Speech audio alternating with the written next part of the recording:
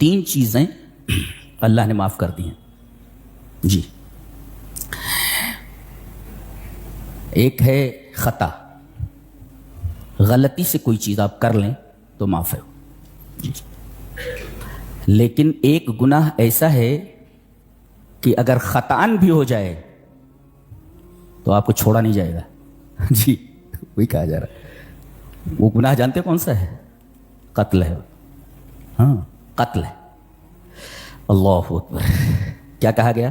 وما كان لمؤمن ان يقتل مؤمنا الا خطأ. خطأ کا مطلب یہ ہے کہ گن اس نے اٹھائی کسی جانور کو مارنے کے لیے، وہ جانور تو بھاگ گیا، سامنے ایک آدمی آ گیا، گولی اس کو لگ گئی، مر گیا، تو یہ خطأً ایک گناہ ہوا.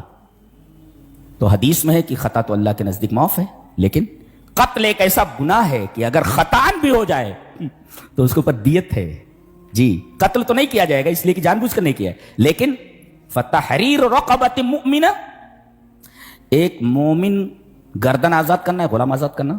ودیۃ مسلمہ، 100 اونٹ دینا. کتنے کروڑ روپے ہو گئے؟ کتنے کروڑ روپے ہو گئے؟ 100 اونٹ دیۃ مسلمہ جی. یہ دینا ہے جو غلطی سے کسی کو قتل کر دے.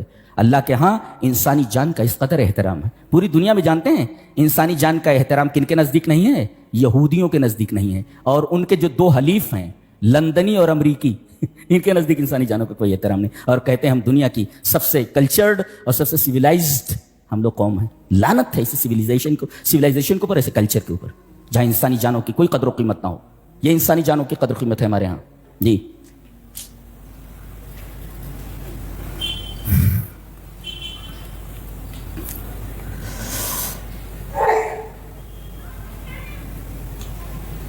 اس کے بعد 6 پارے میں بات شروع ہو رہی ہے کہ آدمی کسی کی برائی پیٹھ پیچھے نہیں کر سکتا، لیکن اگر اس کے اوپر ظلم ہوا ہے تو برائی بیان کر سکتا ہے تاکہ لوگ اس سے بچیں یا اس کی مدد کر سکیں.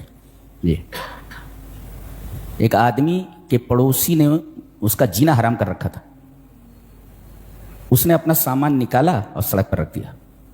جو بھی آتا ہے، ارے بھائی اپنا سامان تو باہر کیوں نکالے؟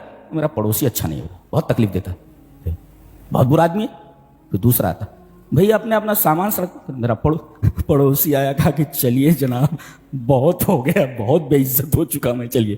تو اس طریقے سے اگر ظلم ہوا ہو تو دوسروں سے اس کی برائی بیان کی جا سکتی ہے. فرمایا گیا افلا یتدبرون القرآن، کیا یہ قرآن پر غور نہیں کرتے؟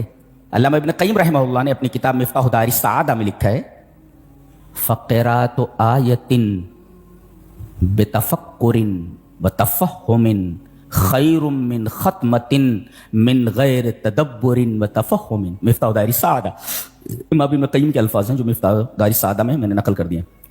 ایک آیت کو غور کے ساتھ اور سمجھ کر کے پڑھنا، بتفکر وتفہم، سمجھ کر کے پڑھنا اور غور سے پڑھنا بہتر ہے قرآن ختم کرنے سے جو بلا سمجھ کر کے سنا جائے، بلا فکر کے، بلا غور کے ایسے پڑھ لیا جائے یا سن لیا جائے.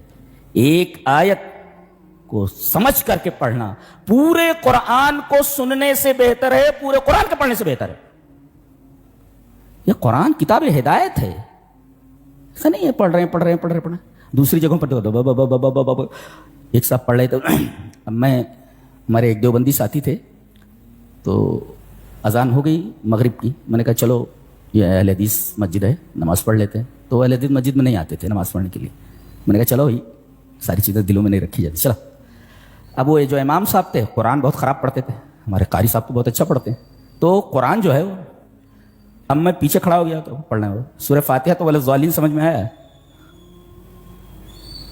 اب جب ہم شامل ہوئے سمجھ میں نہیں آ رہا، پڑھ کے لکنود، لکنود جب انہوں نے کہا تب مجھے سمجھ میں آیا سورہ عادیات پڑھ رہے ہیں.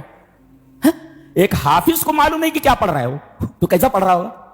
میں حافظ قرآن ہوں. اب لکنود، جب لکنود کہا تو میں سورہ عادیات پڑھ رہا ہے. پھر اس سے پہلے کیا پڑھ رہا تھا؟ کچھ سمجھ میں نہیں آ رہا تھا کیا پڑھ رہا ہے.